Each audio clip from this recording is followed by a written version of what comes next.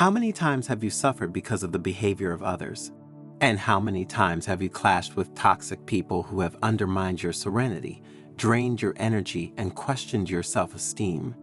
If you are nodding your head, you know what we are talking about, and you have suffered enough because of these individuals. Because toxic people are like poisonous shadows that creep into our lives, leaving us hurt and confused. But there is a light at the end of this tunnel of negativity, and it's called wisdom. In the Zen story you are about to hear, in fact, you will discover 20 intelligent ways to deal with toxic people.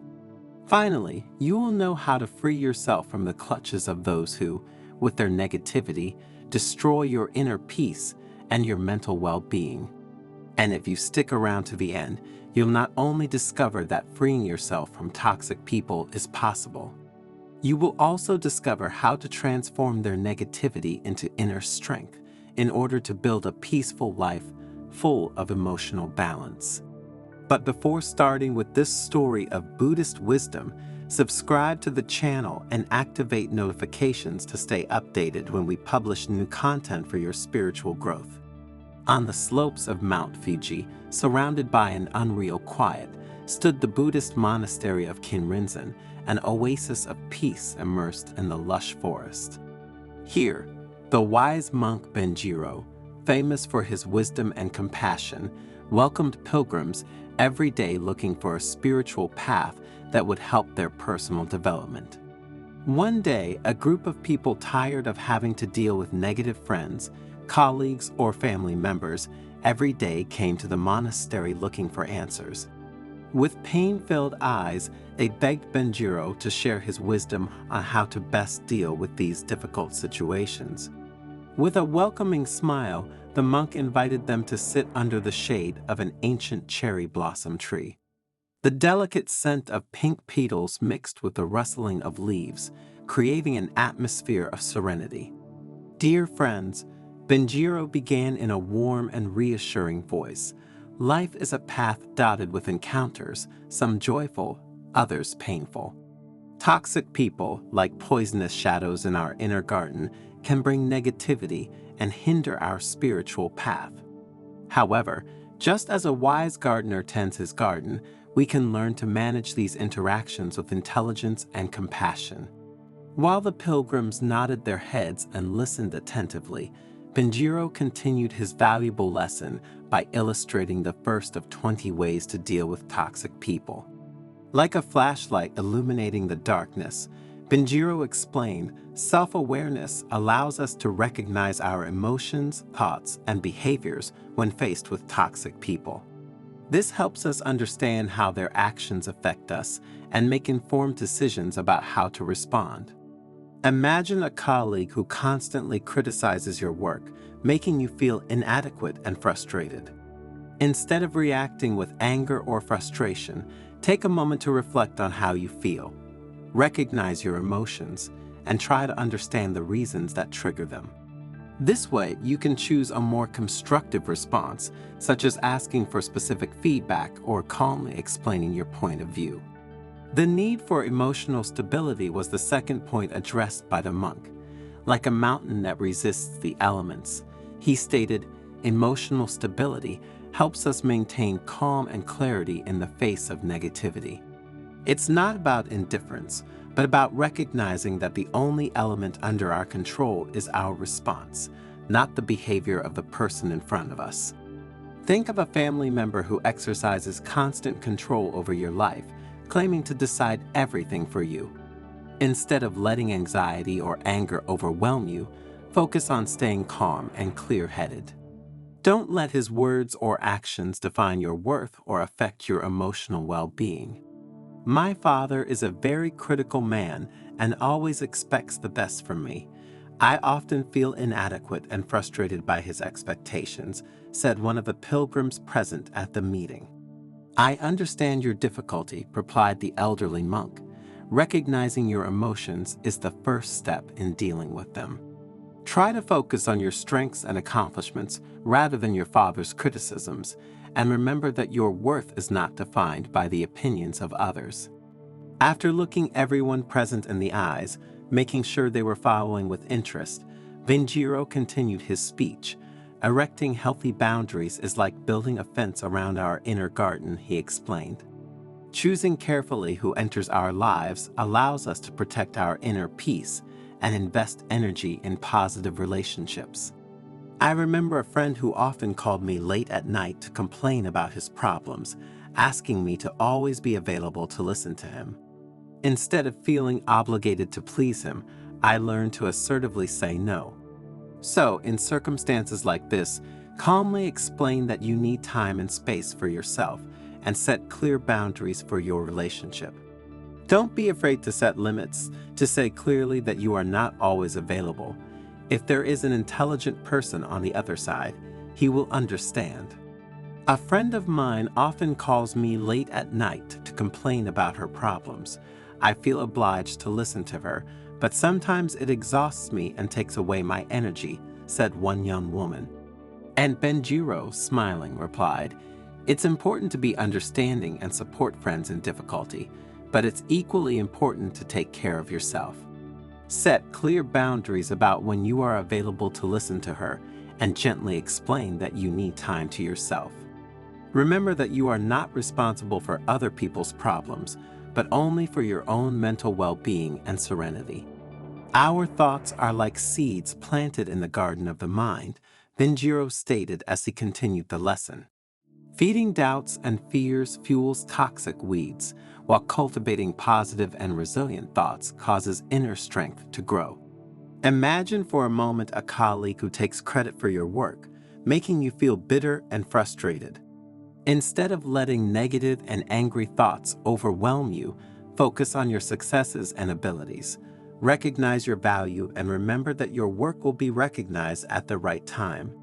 Master, how do we detach ourselves from people without appearing cold and insensitive? Asked a man who was listening intently.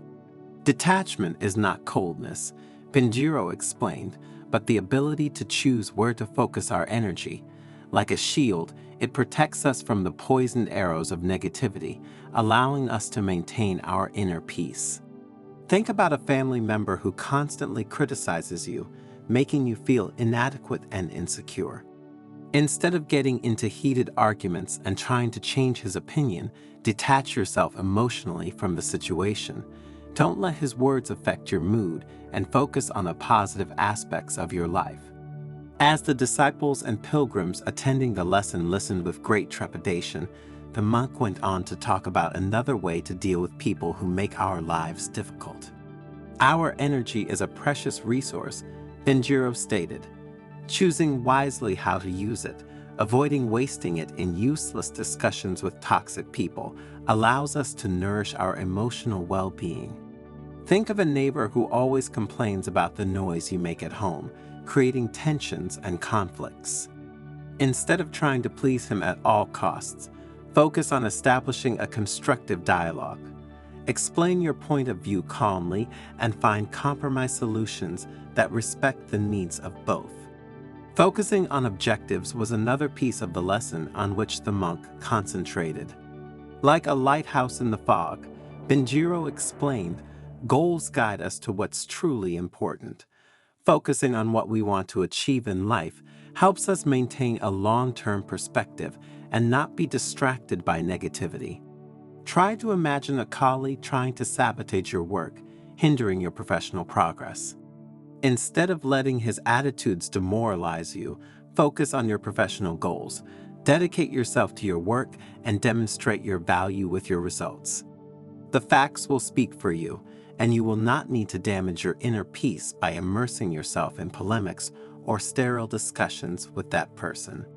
Sharing our difficulties with wise and understanding people is like receiving light on a dark path, Benjiro stated, introducing another important aspect. Their support gives us an outside perspective and strengthens us on our spiritual journey. So don't be afraid to seek support from someone you respect. If, for example, a friend betrays you, making you feel hurt and disappointed, don't withdraw into yourself and force yourself to suffer in silence. Instead, confide in a trusted friend or family member. Their support and advice will help you overcome this difficult time and understand what to do next. Your approach must be solution-oriented, continued the wise monk. Tackling interactions with toxic people with creativity and flexibility is like playing chess, Benjiro explained. Remember that finding intelligent solutions allows us to transform conflicts into opportunities for growth and maintain our inner peace. Imagine that a boss assigns you unreasonable tasks, creating stress and frustration at work. Instead of reacting with anger or frustration, try to find creative solutions. For example, calmly explain your difficulties and propose constructive alternatives that are realistic and mutually beneficial, and watch how things go. Emotional detachment is like a journey to inner liberation, Benjiro stated as he continued his list of ways to deal with toxic people. Learning to separate our emotions from the actions and words of others allows us to avoid being manipulated or dragged into unnecessary conflicts. When a family member or friend constantly criticizes you, making you feel inadequate and insecure, avoid taking their words personally and feeling hurt. Instead, observe their behavior with emotional detachment. Recognize that their criticisms are a reflection of themselves and not of your real value. As the sun began to hide behind the mountains, Benjiro introduced the 11th teaching, practicing compassion and forgiveness. Compassion is like beneficial rain, he explained. Feeding compassion for toxic people, even if they have hurt us, allows us to free ourselves from resentment and find inner peace. When a friend betrays you, for example, instead of feeling anger and resentment, you feel compassion for his behavior. Recognize that he acted on his weaknesses and his inner pain, and remember that forgiving does not mean forgetting, but freeing yourself from the negative weight of resentment. Another essential thing you must do, my dears, is to transform negativities into opportunities for personal and spiritual growth. Like a miner finding gold in rock, Benjiro stated, even negative experiences with toxic people can contain valuable life lessons. If a colleague treats you with hostility, creating a tense and unpleasant atmosphere, you should not feel discouraged. Instead, observe his behavior carefully and try to understand the reasons for his attitude, using this experience to develop your patience, your resilience, and your ability to manage difficult relationships. Avoiding getting involved in unnecessary arguments is another way to keep toxic people under control, the monk said. Choosing our battles wisely is like saving precious energy, he explained. Recognizing that some conflicts with toxic people are simply a waste of time allows us to focus our energies on what's truly important. Think of a neighbor who accuses you of false things, creating tensions and misunderstandings. Instead of getting into a heated argument to prove your innocence, calmly remove yourself from the situation. Don't let his accusations affect your peace of mind and focus on other aspects of your life. Practicing a sense of humor, Benjiro continued, is another smart way to deal with these individuals. Like laughter that releases tension, a sense of humor can be a powerful antidote to negativity. Imagine once again a colleague making offensive jokes about you, trying to provoke you and ridicule you. Instead of feeling hurt or angry, respond with a witty and intelligent joke. Your sense of humor will disarm his negativity and demonstrate your inner confidence. At the same time, recognizing our intrinsic value is like discovering a hidden treasure, explained the monk. Remembering our uniqueness and our abilities allows us to face challenges with courage and build healthy and positive relationships. For example, if a family member always compares you to others unfavorably, making you feel inadequate and insecure, instead of doubting yourself, focus on your strengths and successes. And remember that your worth is not defined by the opinions of others, but by who you really are and what you can accomplish. The pilgrims continued to listen to their mentor with extreme attention, and some of them were moved by the precious teachings they were hearing. Taking responsibility for your own well-being, continued the elderly monk, is another of the smart ways you must remember to carry with you. Like a captain steering his ship, we are responsible for our own emotional well-being. Therefore, if a person constantly judges and criticizes you, creating a climate of tension and discomfort, you do not have to change your attitude to please them. Instead, learn to assertively communicate your needs and limitations. Calmly explain that his words hurt you and that you want to build a friendship based on mutual respect. The pilgrims, moved by Benjiro's words, nodded gratefully. Each of them had found in his teachings a light that illuminated the path to deal with difficult relationships with toxic people.